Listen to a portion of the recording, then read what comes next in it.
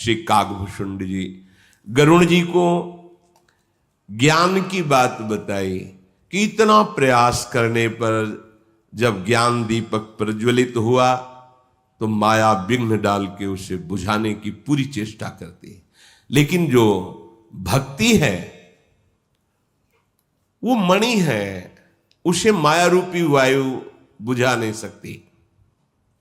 जब हृदय में भक्ति आ जाती है तो गरल सुधा सम अरिहित होई, तेहि मणि बिनु सुख पावन कोई। व्यापहि मानस रोग न भारी, जिनके बस सब जीव दुखारी। हे गरुण जी महाराज, भक्ति जब हृदय में आ जाती है तो विष भी अमृत हो जाता है, विष भी अमृत। विश्वास करो, बड़ी महिमा भक्ति की है। एक प्रसंग भक्तमाली में अंगद जी का आता है। ये वो रामादल में विराजमान युवराज अंगद ने, ये एक राजा के चाचा थे, राज पद की पूर्ण अधिकारी, पूर्ण वैभव सब। इनका ब्याह हुआ, इनकी पत्नी जो थी वो बड़ी महाभागवत थी और ये रजोगुणी स्वभाव के थे। बड़ा भाग्य होता है जिनका किसी भी संबंध से, भक्त से संबंध हो जाए, पुत्र, पिता, पति, पत्नी, किसी भी संबंध से उसका मंगल ही हो जाता है। इनमें जैसे स्वाभाविक रजोगुणी पुरुष की अपनी पत्नी में आसक्ति होती है, ऐसी ही आसक्ति थी। और पत्नी की संत और भगवंत में आसक्ति थी। किसी भी तरह से अगर भगवत भक्त में आसक्त हो जाए तो मंगल हो जाता है। जैसे कोल्ह जी अल्ल जी के चरित्र में छोटा भाई विषयी पर अपने बड़े भाई भक्त में आसक्त था, जो आज्ञा कर दे उसका उल्लंघन नहीं करता, मंगल हुआ। इनके यहां संत अब नहीं आते क्योंकि ये बहू बन करके यहां आई और भक्त परिवार था नहीं। और जिनका सत्संग सुनने का चाव, संत दर्शन का चाव, वो पवित्र हृदय वाले बिना संतों के संग के कैसे रह सकते हैं।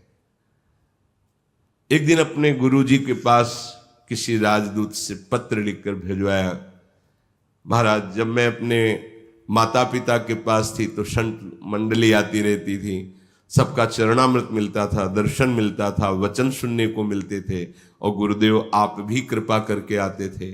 जब से यहाँ ब्याह होकर आया कहीं संत दर्शन नहीं, कोई संत समागम नहीं, कोई संत सेवा नहीं।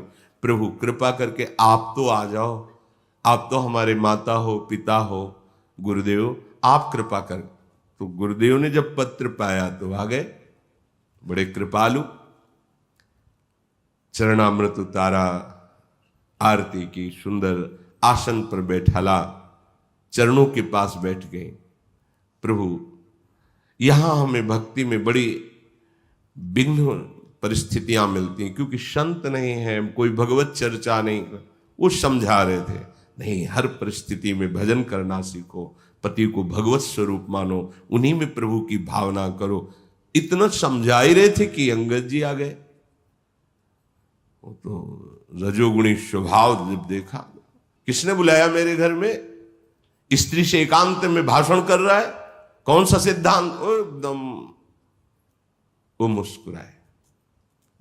जो उनकी पत्नी थी उनकी तो एकदम आग लग गई कि मेरी विशेष प्रार्थना से गुरुदेव भगवान पधारे हैं और इन्होंने गुरुदेव का सीधे अपमान। उन्होंने अपनी शिष्या से कहा, शांत शांत, जा रहा हूं, आप आनंद पूर्वक रहिए, भगवान आपका मंगल करे। वो तो परमहंस थे, कोई ये मान अपमान छू भी नहीं सकता, उठकर चल दिए।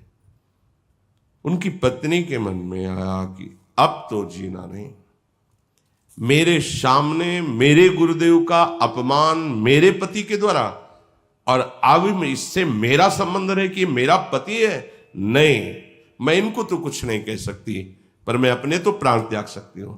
आज के बाद एक कण अन्न भी नहीं, जल भी नहीं। इसने गुरु निंदा सुनी, इस शरीर को इसी रूप में दंड देना उचित है, त्याग दिया। अन्न, जल, मौन, एकांत।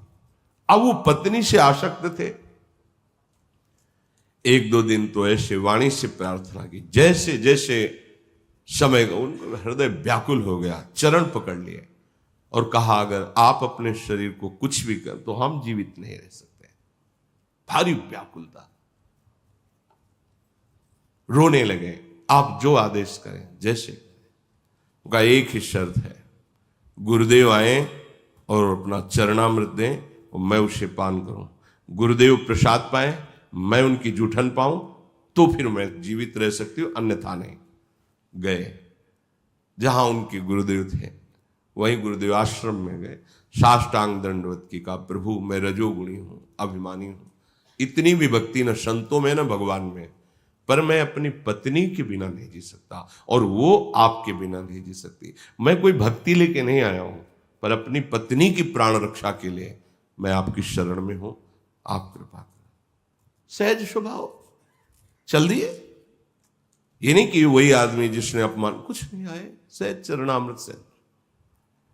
जीव ही उच्छिष्ट उन्होंने पाया, अंगद जी ने भी हृदय में जलन पैदा हुई। अरे इनको मैंने अपमानित किया, कोई रोष नहीं, मैं संतों को जान ही नहीं पाया।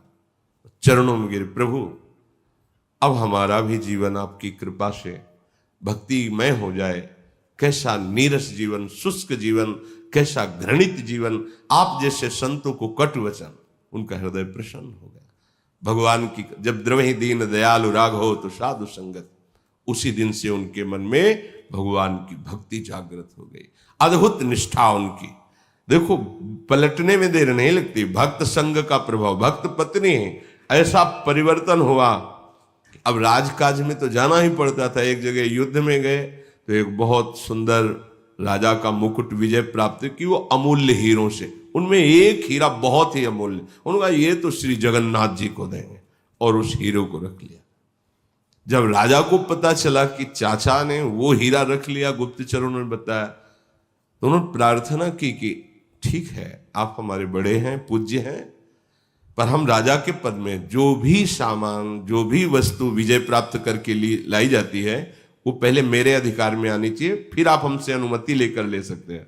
बोले ऐसा नहीं हो सकता, अब उसमें तुम्हारी अनुमति की जरूरत नहीं, वो हीरा तो हमने जगन्नाथ भगवान के नाम कर दिया है। जाऊंगा और उनके मुकुट पर उस हीरे को लगाऊंगा, नहीं दूंगा। बलवान भी थे तो जल्दी किसी की हिम्मत नहीं। उस मन में विचारा कि अब इनके अंदर जब विरोध वृत्तियां आने ही लगी हैं तो इनको मार देना अच्छा है, ऐसे मार नहीं सकता। तो उनके भोजन की सेवा अंगद जी की बहन करती थी, जो एक छोटी सी पुत्री थी, और वहीं वो रहती थी। उसको मिलाया कि तुम्हें पता है हमारे पिताजी तो तुम्हें बहुत राजघराने में, लेकिन इन्हीं की सलाह से तुम्हें ऐसे राजघराने में ब्याह नहीं हो पाया, और तुम्हारी जो स्थिति है यहाँ रसोई सेवा करके जी रहे हो, उसका कारण यही है जिनके लिए तुम रसोई बना रहे हो। तुम एक काम कर दो, इनके भोजन में जहर मिला दो, जो भी वैभव, जो भी नगर, जो भी पद चाहोगे वो सब दे देंगे। जब कुशंग हो जाता है तो बुद्धि खराब हो जाती है।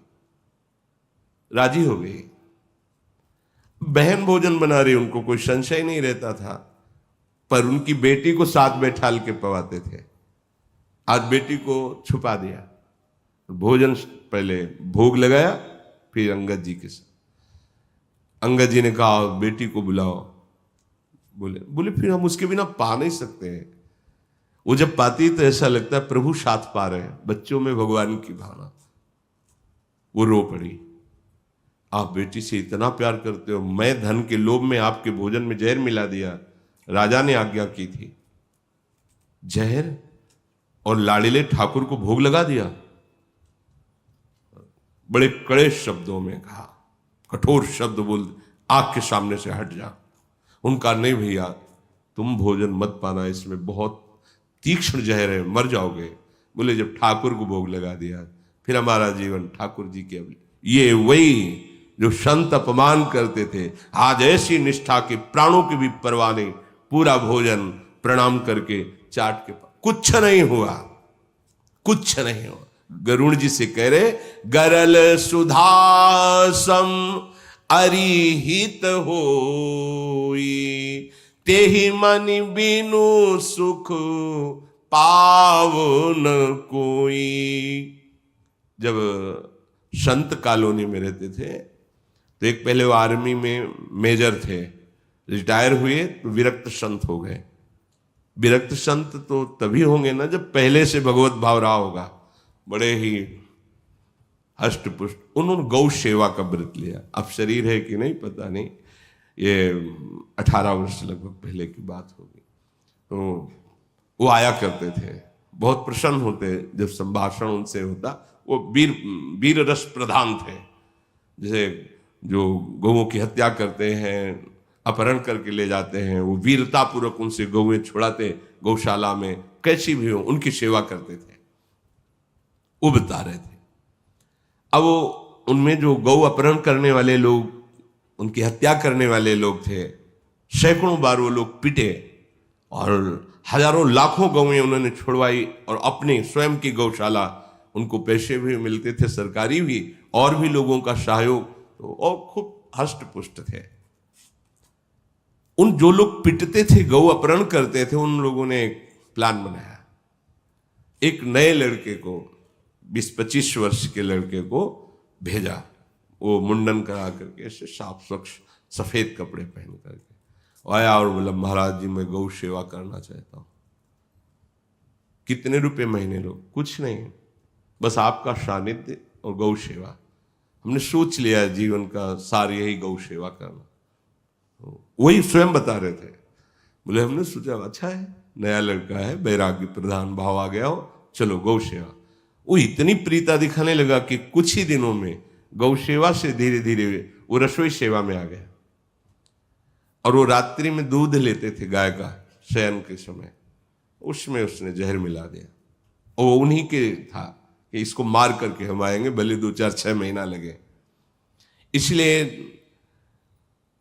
भगवान के भक्त का कोई बाल बाका नहीं कर सकता, चाहे जैसा। अगर मान लो शरीर छूट भी जाए तो उसका काम तो हो गया ना, प्रभु के लिए जीवन समर्पित परम धाम चले जाएंगे। शरीर तो छूटना है आज नहीं तो कल। अब वो बहुत बहुत ही बुद्धि प्रधान थे। जे ही दूध पिया तो उनको समझ में आ गया। उनका उसको बुलाओ जो दूध पिलाता। बोले तो है ही नहीं, पूरे आश्रम ढूंढवाए, गायब। वो बोले तो कोई द्रोही था, मार दिया। बहुत जहर हमें, 5 लीटर गौमूत्र लाओ। वहां गौमूत्र संग्रह किया, 5 लीटर गौमूत्र पी गए। वो बता रहे थे ऐसे 5 लीटर, उल्टी पे उल्टी उल्टी, कुछ नहीं हुआ, कुछ नहीं हुआ। भगवद आश्रय, भजन प्रभाव। श्री परमानंद जी को उनके शिष्य ने जहर दे दिया। जब जहर पी गए, घोल के खप्पर में जो पाते थे उसी में मिला दिया, उसको ऐसे किया ऐसे, और बुलाया उसको। हाँ सरकार। बोले यही है ना? अरे वो पी गए। कहा बेटा एकांत में, इससे नहीं मरूंगा, जाना तो है, इससे नहीं मरूंगा। 7 दिन तक बिना कुछ खाए पिए आसन में बैठे, सत्संग भी होता, लोग दर्शन करने। जब 7 दिन हो गए तब बुलाया। बोले जहर का प्रभाव जानते हो, 2-3 घंटे में ही मार देता है। देखा 7 दिन हो गए, अब जा रहा हूं तुम्हारे जहर के प्रभाव से नहीं, हमारा समय है, मैं जा रहा हूं।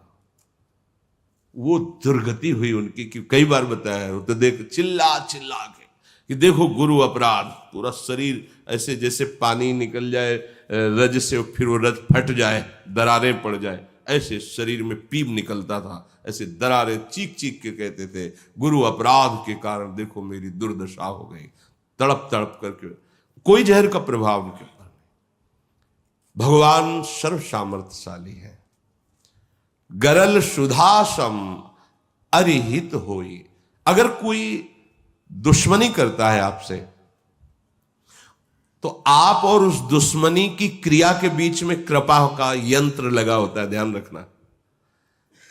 अरि और आप, अब अरि माने दुश्मन, वो दुश्मनी का प्रभाव आप पर भेज रहा है प्रतिकूल, तो बीच में ही जो कृपा है वो फिल्टर करके इधर हित होई, उससे आपका हित हो जाएगा और शेष वापस हो जाएगा, वो उसका मंगल कर देगी और आपका परम मंगल हो जाएगा। विश्वास कर लीजिए। शतमार्ग के पथिक के पथ में फेंके हुए सूल भी फूल हो जाते हैं, और असतगामी मार्ग, जो असतगामी है, जो अधर्म आचरण करने वाला है, फेंके हुए फूल भी आगे चलकर सूल का काम करते हैं, उसे नष्ट कर देंगे। विश्वास करो। व्यापहि मानस रोग न भारी, जिनके बस सब जीव दुखारी।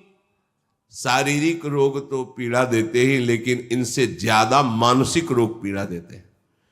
बोले जो भगवान की भक्ति करते हैं उनको मानस रोग व्यापते नहीं हैं। ये मानस रोग संपूर्ण सृष्टि को दुख दे रहे हैं। राम भगति मणि उर बस जाके, दुख लवलेस न सपने हूं ताके। जिसके हृदय में भगवान की भक्ति होती है, स्वप्न में भी उसे दुख नहीं होता। कई बार स्वप्न में देखा, भयावह स्वप्न, उस समय कोई न कोई आकर के बचा ले। एक बार देखा, बताया था, आसपास से समुद्र उफान में है, सब डूबता चला जा रहा है, सब भाग रहे हैं, डूबते जा रहे हैं। एक इतना बस बालक आया, उसने कहा मुझे मार्ग पता है, हम तुम्हें ऐसी जगह ले चलते जहां डूबोगे नहीं। हमारी अंगुली पर दौड़ दौड़ करके ऐसी जगह ले गए कि जहां समुद्र प्रवेश है, ऐसे ऐसे छू के वापस हो रहा। सब हम सोच रहे हैं, देखो मुझे बचा लिया, सब डूब रहे हैं, कैसे ये बालक कौन बचा लिया। इतने में जग गए, चिंतन हुआ कि देखो भगवान स्वप्न में भी अंगुली पकड़ के निकाल लेते हैं। चलो चलो, हमें पता है जहां डूबोगे नहीं वहां हम खड़ा कर देंगे। भगवान स्वप्न में भी दुख नहीं। देखो कह रहे, राम भगति मणि उर बस जाके, दुख लवलेस न सपने हूं ताके। चतुर शिरोमणि तेई जग माही, जे मणि लागी सुजतन कराही। हे गरुण जी, वही यहां चतुर कहा जाता है जो इस माया के आकर्षण से अपने आप को बचा के भगवान का भजन कर ले जाए, भक्ति कर ले जाए। यद्यपि ये मणि प्रगट है, प्रत्यक्ष है, पर बिना भगवान श्री हरि की कृपा के कोई इस मणि का परिचय नहीं प्राप्त कर पाता, विशुद्ध भक्ति का। इसके पाने के बड़े सुगम उपाय हैं, पर ये अभागे मनुष्य उन उपायों को ठुकरा देते हैं, ठुकरा देते हैं। वेद पुराण ये पवित्र पर्वत है, भगवान की विभिन्न महिमा कथाएं ये पर्वत में सुंदर खाने हैं, और संत सदगुरुदेव इस खानों का रहस्य जानने वाले मर्मी हैं, और सुंदर पवित्र भागवतिक बुद्धि कुदाल है, और ज्ञान वैराग्य दो नेत्र है। इन दो नेत्रों से, ज्ञान वैराग्य से, शास्त्र रूपी पर्वत और विभिन्न कथा और महिमा रूपी खाने खोदने वाले गुरुदेव संत और पवित्र भागवतिक बुद्धि से जब खोदा जाता है तो ये मणि में प्रकट हो जाती है। अर्थात देखो, शास्त्र इतने कि तुम समझ भी नहीं सकते। गुरुजनों ने, महापुरुषों ने शास्त्र को पढ़ करके, साधना करके, उस शास्त्र के शब्दों का अनुभव किया, अनुभव करके सरल शब्दों में आपको दे रहे हैं। ज्ञान वैराग्य रूपी नेत्रों से उस मणि को पहचाना है, सुबुद्धि रूपी कुदाल से खोदा है, बस आपको दे रहे हैं, आप स्वीकार कर लीजिए।